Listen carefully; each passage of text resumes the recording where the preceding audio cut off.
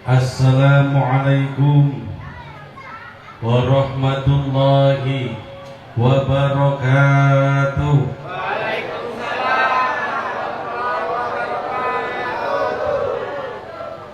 Innallaha witrun wa yuhibbul witra. Sesungguhnya Allah itu esa. Sesungguhnya Allah itu ahad, ganjil. Dan Allah sangat mencintai perkara-perkara yang ganjil. Tadi salamnya 2 kali. 2 kali itu genap atau ganjil, Bu? Genap. Biar jadi ganjil tambah 15 kali lagi atau 35 kali lagi, Bu?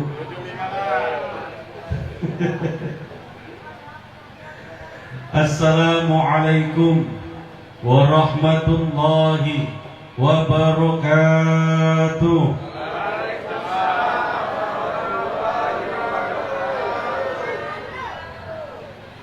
Alhamdulillah, alhamdulillahilladzi aina maqatal ghafilin wa nafa'a bitadhkiratil mu'minin. Falam yastahilu bid dunya wahdahu bal jama'u bainad dunya waddin wa 'arafu ma li rabbih minal haqqi faqama qiyamas sadiqin. Ahmaduhu hamdal hamidin, asta'inuhu wa astaghfiruhu fahuwa ni'mal maula wa ni'mal mu'in. Ashhadu an la ilaha illallah wahdahu la syarika lah wa ashhadu anna sayyidana Muhammadan nabiyyul mustafal amin. Allahumma salli wa sallim ala sayyidina Muhammadin wa ala alihi wa ashabihi wa man tabi'a hudahu bil ihsanin ila yaumiddin. Rabbi shrah li sadri wa yassir li amri wahlul 'uqdatam min lisani yafqahu qawli, amma ba'du. Sa'adatal muhtaramin, a'izatal kiram, para alim, para ulama, para kiai, masyayikh yang hadir pada kesempatan kali ini, yang sama-sama kita harapkan barokah doa serta barokah ilmunya. Al-Akhos panjenenganipun Romo Yai Supardi Muhammad Khairon, Rois Suriah PCNU Kota Prabu Muli. Beliau juga pimpinan Pondok Pesantren Nahdlatul Ulama Desa Muara Sungai, Kecamatan Cambai. Al-Akhos Romo Yai Abdur Rasyid, pimpinan Pondok Pesantren Darul Ulum Al-Hijrah Karangjaya, ujung sana di belakang kebun balang, Pak. Tuh, pondok pesantren beliau, banyak penghafal Al-Quran di sana. 2 pondok pesantren ini, bapak-bapak, ibu-ibu, sekarang sedang membuka penerimaan santri baru. Jadi kalau ada bapak-bapak, ibu-ibu punya anak, punya cucu, punya saudara, ada tetangga yang pengen masuk pondok pesantren di Prabu Mulih, di antaranya ada pondok pesantren NU di Cambai, ada pondok pesantren Al-Hijrah di Karangjaya. Monggo silakan titipkan putra putri panjenengan semua di pondok-pondok pesantren. Al-Hafaz Ustadz Amir dari Kertapati, Al-Hafaz Ustadz Wahyu dari Palembang, kemudian ada Pak Ismut Tajali, Bapak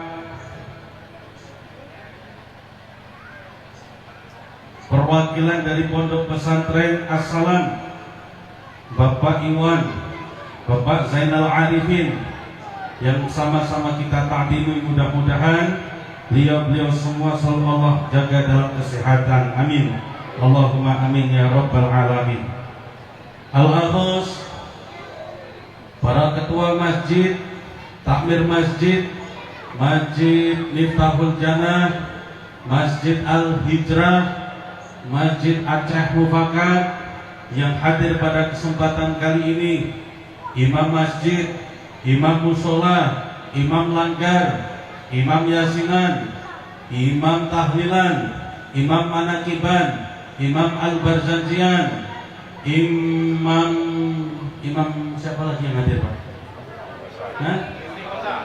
Imam istighosa, imam siapa lagi yang hadir? Akhir beracun dan disebut. Imam keluarga yang semuanya hadir pada kesempatan kali ini, rahimakumullah. Amin Allahumma amin ya rabbal alamin. Bapak RW, Bapak RT beserta perangkat, seperangkat alat sholat dibayar tunai sah. Mudah-mudahan selalu menjadi aparatur pemerintah yang amanah. Amin Allahumma. Al-Aghos, Bapak Sarmadi Wijaya, Sahibul Bait, Sahibul Wasilah, Sahibul Hajat, berkumpulnya kita pada malam hari ini yang alhamdulillah kita lihat semua, Pak, wajah beliau menampakkan rasa syukur. Dia terharu, beliau itu merasa bersyukur karena alhamdulillah putra beliau yang nomor 2 itu sudah dikhitan. Pak, saya mau tanya boleh, Pak? Khitan itu apa, Pak? Khitan itu sunatan. Sunatan apa, Pak? Sunatan khitanan. Nah, mutar-mutar itu jawabannya. Jadi yang namanya khitan, Pak, di dalam syariat itu adalah fitrah. Fitrahnya manusia itu adalah khitan. Fitrahnya bapak-bapak adalah khitan. Salah satu fitrah laki-laki adalah khitan. Khitan itu syariat dari mana? Mengikuti siapa? Ittiba'ul Khalilur Rahman, mengikuti sunnahnya Khalilur Rahman, Nabi Ibrahim alaihi salam. Nabi Ibrahim, Pak, dulu waktu khitan itu usianya 80 tahun. Tuh, Pak, itu Nabi Ibrahim khitan itu usianya 80 tahun. Bapak-bapak sekarang usia berapa, Pak? Kalau disuruh khitan lagi jangan, Pak. Tapi jangan bayangkan 80 tahunnya Kanjeng Nabi Ibrahim sama dengan 80 tahunnya kita. Nabi Ibrahim itu usianya 170 tahun.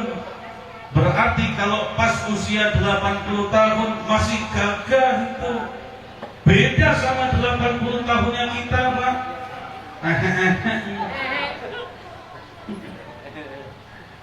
80 tahunnya Nabi Ibrahim gagah, beda dengan 80 tahunnya kita.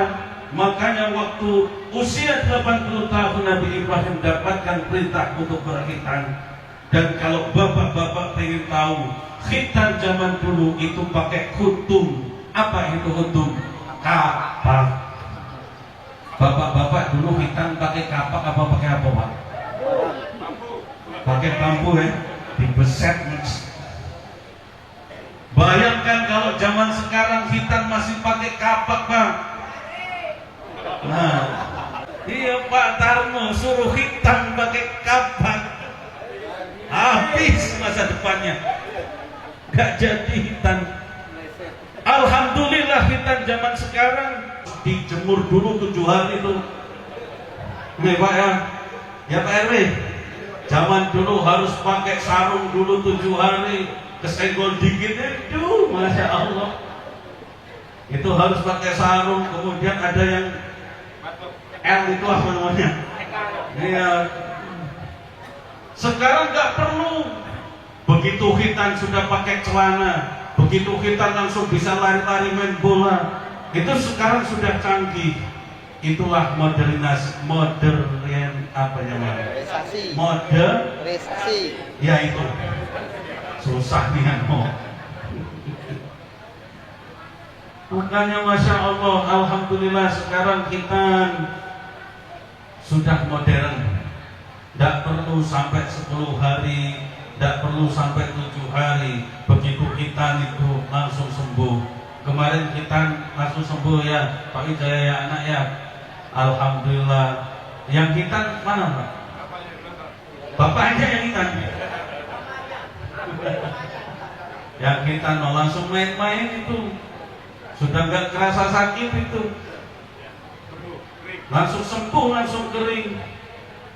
Kenapa syariat khitan ada di dalam Islam? Karena hakikatnya di dalam khitan ada pembersihan yang dinamakan dengan najis. Makanya di dalam madzhab Syafi'i, kalau orang sudah dewasa, sudah akil balik, sudah terjatuhi hukum wajib sholat, kok belum khitan, dia menanggung dosa. Itu pendapatnya Imam Asy-Syafi'i, Pak. Bapak-bapak sudah khitan belum, Pak? Ya, coba dilihat ya. Dan khitan belum. Itu kata Imam Asy-Syafi'i, kalau sudah sepuh, sudah dewasa, sudah akil balik, kok belum khitan, sudah terjatuhi hukum wajib sholat, dia sudah menanggung dosa. Kenapa kok demikian? Karena khitan hakikatnya membersihkan dari najis. Orang yang belum khitan otomatis sholatnya tidak sah karena ada najis yang tertinggal, istinjaknya tidak bersih, ceboknya tidak suci. Makanya ada syariat khitan. Alhamdulillah, Bapak Wijaya menghitamkan Ananda Abdillah Okta Dwi Wijaya ini di usia sebelum akil balik. Karena dipukul rata di dalam madzhab Syafi'i, itulah 15 tahun itu sudah dianggap akil balik. Kalau belum ihtilam, belum menstruasi, tuh di 15 tahun. Kalau umumnya secara hormonal 7 tahun ihtilam mimpi basah laki-laki. Kalau perempuan umumnya hormonal 9 tahun sudah menstruasi. Tapi kalau belum, tunggu sampai 15 tahun. 15 tahun belum ihtilam, belum mimpi basah, belum menstruasi, sudah dianggap akil balik. Walaupun belum mimpi basah, walaupun belum menstruasi. Makanya Alhamdulillah, Bapak Wijaya ini menghitankan putranya sebelum akil balik, sesuai dengan syariat. Jangan sampai bapak-bapak, ibu-ibu punya anak, punya cucu, punya ponakan, dihitankan sudah SMA, apalagi dihitankan nak nikah hukum. Tidak jadi malam pertama, Pak Firdaus. Bapak-bapak, ibu-ibu rahimakumullah.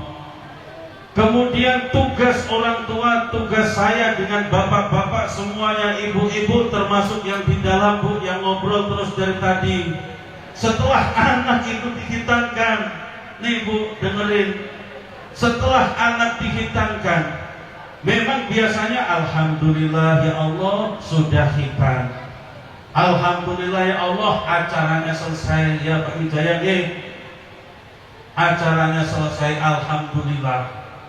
Tapi hakikatnya Alhamdulillah hanya untuk acaranya. Padahal setelah menghitankan anak, tugas orang tua itu jauh lebih berat. Pertanggungjawabannya jauh lebih hebat di hadapan Allah. Kenapa kok gitu? Kalau sudah menghitankan anak, berarti bapak ibunya itu sudah mempunyai kewajiban untuk mengenalkan syariat yang lebih tinggi kepada anak, yaitu syariat sholat. Makanya khitan itu mempersiapkan untuk sholat. Kenapa anak dihitan? Karena akan dididik dengan syariat sholat. Pakai celana. Abdillah kelas berapa Abdillah? Kelas 4 nih Pak Wijaya. Maka Abdillah wajib harus dikenalkan tentang sholat, diajari sholat. Tidak boleh tidak karena sudah hitam. Sakit apa tidak kemarin hitamnya? Tidak sakit ya? Iya, alhamdulillah sudah dapat uang saku dari bapak. Udah dibeliin apa sama bapak? Ya dibelikan, itu nggak dibelikan, kita nggak dikasih apa-apa. Kasih duit 30 baik, kan? Ya sana, nanti rahasianya kebuka semua. Wah, kita hidup 30 baik maksud saya. Belikanlah Al-Quran, belikanlah peci, belikanlah sajadah, belikanlah gamis, biar semangat sholat, biar semangat ngaji. Hidup 30 beli bakso mie ayam bayar 3 porsi, selesai itu. Iya. Pak Wijaya beserta ibu tugas berat menanti. Kenalkan anak untuk sholat. Dulu saya pernah 2 tahun itu masuk pondok pesantren tahfidzul Quran sama Kiai Abdullah Maksum Al-Hafidh Gus Maksum dari Surabaya, tapi pondok pesantrennya di Wonosobo, Jawa Tengah. Pernah masuk cuma 2 tahun. Itu guru kami, Kiai Abdullah Maksum. Itu Pak, kalau ada anak kemudian capek tidak ngapalin Al-Quran, beliau tak marah. Termasuk saya lagi capek itu, beliau tak marah Pak. Tapi ketika ada anak di pesantren kok tidak sholat, marah nian beliau. Benar-benar marah. Padahal itu pondok tahfidz, ditekankan untuk menghafal Al-Quran. Tapi ketika ada santrinya kemudian hafalannya tidak nambah-nambah, beliau maklumi, beliau tidak marah, beliau tidak menekan. Tapi begitu santrinya tidak galak sholat, beliau benar-benar marah. Apa ibrah, apa makna dari beliau marah ketika santrinya ini tidak sholat, sedangkan ketika santrinya tidak nambah hafalan, beliau tenang-tenang saja. Beliau tidak terlalu khawatir, karena Pak, memang sholat inilah yang wajib ditekankan. Sholat ini hukumnya fardu ain. Bapak-bapak nanti tidak akan ditanya, ngapa anak kamu tidak hafal Al-Quran, kenapa anak kamu tidak jadi hafid Quran, tapi akan ditanya, ngapa bapak-bapak tidak ngajarin anak sholat, kenapa anak bapak-bapak ibu-ibu ini tidak sholat. Kita bangga jadi penghafal Al-Quran Pak. Kita bangga punya anak hafal Al-Quran. Kita bangga punya anak dititipkan di TPA, di fikih rumah tahfidz pondok pesantren, keluar hafal Al-Quran. Tapi kalau kecintaannya menghafal Al-Quran kemudian melemahkan kecintaannya terhadap sholat, itu keliru. Seharusnya kalau orang hafal Al-Quran, sholatnya juga lebih dicintai. Kalau dia cinta kepada Al-Quran, seharusnya sholatnya lebih dijaga. Nah sekarang Pak, zamannya sudah kebalik. Coba bapak-bapak lihat sekeliling ini, banyak itu anak-anak sore seneng itu datang ke TPA, datang ke TPQ, pada hafalan banyak itu, bahkan lebih banyak hafalan anak cucunya daripada bapaknya, daripada ibunya, daripada nenek kakeknya.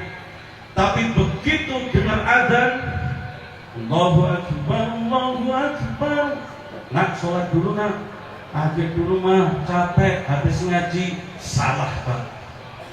Nah sholat dulu, akhir dulu mah baru balik ngaji. Salah Pak. Yang perlu ditekankan sholatnya. Bapak-bapak gak dimintai nanti pertanggungjawaban, ngapa bapak tidak jadi penghafal Al-Quran, tapi akan ditanya, ngapa bapak tidak sholat, kenapa ibu tidak sholat, kenapa anak bapak ibu tidak sholat. Itu yang akan dipertanyakan nanti di akhirat. Makanya menghafal Al-Quran itu sunnah, bukan wajib. Masih banyak yang hafal Al-Quran, tapi kalau sholat wajib tidak bisa diwakilkan. Gak bisa Pak Firdaus, aku lagi males, tolong maghrib ini wakilkan aku sholat 2 kali sholat maghribnya. Gak bisa Pak. Makanya kenapa kemudian ada syariat khitan? Karena ada syariat sholat yang menunggu. Makanya di situ kita tekankan baru. Kita seneng Pak lihat anak kemudian belajar Al-Quran. Kita bangga banyak anak yang belajar Al-Quran, tapi miris ketika belajar Al-Quran tidak ditekankan untuk sholat. hanya fokus untuk ngaji, hanya fokus untuk belajar Al-Quran, tapi anak tidak pernah diajarin tentang fikih-fikih sholat, sehingga anak menganggap sholat itu tidak penting. Ini tugas kita semua, tugas bapak ibu yang ngajar TTA, yang ngajar ngaji di pondok pesantren, di rumah tahfidz, di pondok-pondok yang dititipkan santri-santri di situ. Jangan yang kemudian sholat merasa lebih rendah derajatnya daripada Al-Quran. Tuh, bukan kemudian menghafal Al-Quran itu tidak mulia, mulia Pak. Tapi ingat, awwalu ma yuhassabu yaumil qiyamah, awal pertama nanti dihisab di hari kiamat bukanlah Al-Quran, tapi sholat. Kalau bapak-bapak tahu nanti di akhirat yang akan dimintai pertanggungjawaban pertama adalah sholat, Pak, bapak-bapak rela jual kebun untuk agar anaknya bisa tahu tentang fikih sholat, agar bapak-bapak bisa selamat dengan sholat, rela jual rumah. Kalau benar-benar ditampakkan itu. Bapak-bapak, ibu-ibu rahimakumullah, kemudian zaman sekarang orang tua itu lebih percaya dengan nasihat daripada dengan doa. Orang tua zaman sekarang itu, Bu, masih hidup? Alhamdulillah. Ibu-ibu ini biasanya lebih senang menasihati. Orang tua zaman sekarang lebih sering menasihati anak daripada mendoakan anak. Padahal doa untuk anak jauh lebih penting, jauh lebih mulia daripada nasihat kedua orang tuanya. Tuh, di dalam kitab bahwasanya ketika ibu, ini khusus ibu-ibu ini, Bu, ibu-ibu bercakap-cakap ngobrol dengan anak, itu ketika kalimat yang keluar dari ibu-ibu kalimat yang jelek, maka akan dicatat oleh malaikat. Kalau kalimatnya bagus, akan diijabah oleh Allah Subhanahu wa Ta'ala. Maka hati-hati, jelek akan dicatat malaikat, kalau bagus diijabah oleh Allah. Jaga lisan kepada anak. Jangan pernah, walaupun anak kayaknya nakal, rumah sudah diberesin, rumah sudah dipel, rumah sudah dirapiin, kemudian diberantakin sama anak, jangan pernah mengatakan, ya Allah nakalnya anakku. Itu akan dicatat malaikat nakal. Ketika anak dipanggil, nak, sini nak, kemudian anaknya tidak nyaut, jangan pernah mengatakan, bengak nih yang kamu nih. Itu dicatat oleh malaikat. Bengak itu. Hati-hati, Bu. Makanya kalau dia ngajarin anak matematika, nak 1 tambah 1 berapa nak? 5 mah. Jangan dikatakan bodoh kamu. Itu dicatat malaikat jadi bodoh itu. Nak 1 tambah 1 berapa? 50 mah. Alhamdulillah pinternya calon profesor kamu. Cuman kamu yang tahu kalau 1 tambah 1 50, nak yang lain tak mah itu. Kamu calon profesornya. Nah itu. Makanya bapak-bapak, ibu-ibu, khusus untuk ibu-ibu, ini Rasulullah Kanjeng Nabi dawuh, akrimu auladakum, muliakanlah anak-anak kalian. Loh Ustaz, bukannya anak yang harus memuliakan orang tua? Ini kenapa Rasulullah memerintahkan kemudian orang tua yang memuliakan anak? Karena kalau orang tua bisa memuliakan anak, anak akan meniru bisa memuliakan orang tua. Karena fitrahnya anak akan meniru apa yang dia lihat. Anak itu Pak, tidak bakalan mukul kalau belum lihat orang mukul. Tidak bakalan anak itu lari kalau belum lihat orang lari. Tidak bakalan bisa nendang bola kalau belum lihat orang. Yang pertama dengan apa? Doa. Muliakan anak dengan doa. Tadi muliakan anak dengan doa. Kanjeng Nabi itu Pak, baginda Rasul itu ketika setiap mau wudu, kadang itu selalu dibantu oleh Abdullah bin Ibnu Abbas. Itu sepupu baginda Rasul, putra dari Sayyidina Ibnu Abbas. Ibnu Abbas ini kan paman Rasul, punya anak Abdullah bin Ibnu Abbas, berarti sepupu baginda Rasul. Itu masih anak-anak. Itu setiap Rasulullah wudu, Abdullah bin Ibnu Abbas ini menyediakan air pakai bejana. Dibantu itu wudunya Rasulullah. Rasulullah ketika dibantu ngambil air pakai bejana, Rasulullah selalu mendoakan Abdullah bin Ibnu Abbas dengan doa, Allahumma faqihu fiddin wa 'allimhu ta'wil. Yang sampai saat ini diajarkan oleh kiai-kiai di pondok pesantren. Ketika bapak-bapak, ibu-ibu selama ini mandang anak lagi main, bu, ibu-ibu kalau selama ini lihat anak main di rumah cuma dilihatin wae apa sambil mendoakan? Sambil mendoakan apa dilihatin wae? Dilihatin wae. Bapak-bapak, ibu-ibu kalau melihat anak lagi main jangan cuma dilihat wae, tapi sambil didoakan. Terbesit dalam hati, Allahumma faqihu fiddin wa 'allimhu ta'wil. Ya Allah, pahamkanlah anak aku ini tentang agama, wa 'allimhu ta'wil, dan ajarkan anak ini tentang takwil Al-Qur'an, paham tentang isi kandungan Al-Qur'an. Ini yang diajarkan langsung oleh Kanjeng Nabi. Allahumma faqihu fiddin wa 'allimhu ta'wil untuk anak laki-laki. Kalau anak bapak-bapak perempuan, anak ibu-ibu perempuan, ganti domirnya Allahumma faqiha fiddin wa 'allimha ta'wil. Tapi ini jangan dipakai untuk khusus ruh. Kadang kebablasan, masih ada orang yang ngirim ruh itu ila ruhi laki-laki, ila ruha perempuan. Ruh itu gak ada perempuan, gak ada laki-laki, Pak. Makanya kalimatnya ila ruhi semua. Hi itu ruhi. Itu karena kaidah bahasanya didahului dengan ila, maka diakhiri dengan kasroh, ila ruhi, bukan ila ruhi. Makanya mau perempuan mau laki-laki yang mati khususon ila ruhi, ila ruhi, ila ruhi semua. Gak ada yang ila ruha. Laki-laki perempuan ila ruhi, laki-laki.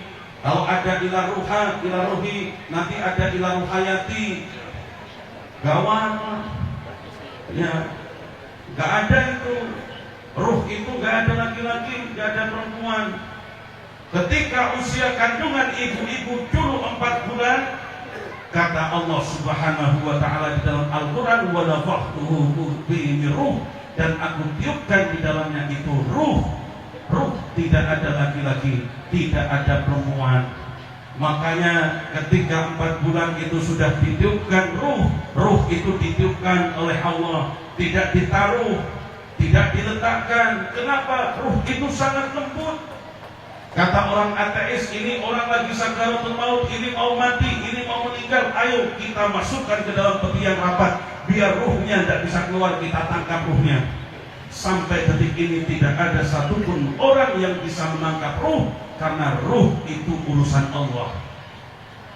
Rasulullah pernah ditanya, yas'alunaka 'anil ruh, Rasulullah, ruh itu seperti apa? Ruh itu bagaimana bentuknya? Apakah seperti awan hitam? Apakah seperti awan putih? Atau seperti apa Rasulullah? Rasulullah tidak menjawab. Kemudian turunlah ayat qul ruh min amri rabbi. Katakan wahai Muhammad kepada sahabat-sahabatmu yang bertanya apa itu ruh, katakan ruh itu urusan aku. Qul ruh min amri rabbi. Urusan aku itu. Gak ada yang tahu ruh itu bentuknya seperti apa. Ruh itu seperti apa bentuknya, gak ada yang tahu. Dan ruh sekali lagi tidak ada laki-laki, tidak ada perempuan. Ketika usia kandungan ibu-ibu 4 bulan ditiupkan ruh, makanya ada tradisi yang disebut dengan ngapati 4 bulanan, Pak. Itu tradisi yang bagus, itu bentuk syukur, tahadus binikmah. Karena pada usia kandungan yang tadinya hanya segumpal darah, segumpal daging, pada usia 4 bulan sudah ada nyawanya. Ngumpulin tetangga, ngumpulin keluarga, doa bersama, minta ke Allah agar dikuatkan, agar dijaga kesehatan sampai lahir. Selamat semuanya jabang bayi dan ibunya. Tuh, makanya bukan tahayul, Kadang sekarang diajak seperti itu tidak galak lagi, nggak ada tuntunannya, gawat yang itu Pak. Ya, bapak-bapak, ibu-ibu rahimakumullah. Maka sekali lagi nasihat bagi kita semua yang punya anak yang terakhir, kita semua yang punya anak, punya cucu, tekankannya untuk ibadah sholat, untuk sholat. Bahkan saking pentingnya sholat, anak yang sudah usia 7 tahun, usia 10 tahun tidak galak sholat, fadribuhu, maka pukullah. Tapi bukan pukul dengan kejam, jangan pukul pakai linggis, pang, gawat. Pukullah dengan kasih sayang, dipukul pantatnya, dipukul pahanya. Kenapa? Bukan kejamnya ini yang digarisbawahi, tapi ketegasan syariat Islam, ketegasan perintah sholat. Begitu pentingnya sholat sampai disuruh mukul tanda ketegasan. Tuh, sholat. Bapak-bapak, ibu-ibu rahimakumullah, inilah yang bisa disampaikan. Kurang lebihnya mohon maaf. Mudah-mudahan ini menjadi nasihat bagi saya pribadi, dan mudah-mudahan ilmunya bisa diterima kepada yang hadir pada malam hari ini. Kalaupun ada kurangnya, mohon maaf, mohon diikhlaskan apa enggak Bu? Bu, ibu-ibu, jangan jawab bapak-bapak. Diikhlaskan apa enggak kalau ada salahnya Bu? Tidak. Ikhlas, alhamdulillah, keren tidak. Kalau tidak nih nak hitung-hitungan di sini. Bapak-bapak, kalau saya ada salah, ikhlas apa enggak Pak? Ikhlas. Alhamdulillah. Wallahu a'lam bishawab. Wallahu muwaffiq ila aqwamit thoriq. Assalamualaikum warahmatullahi wabarakatuh.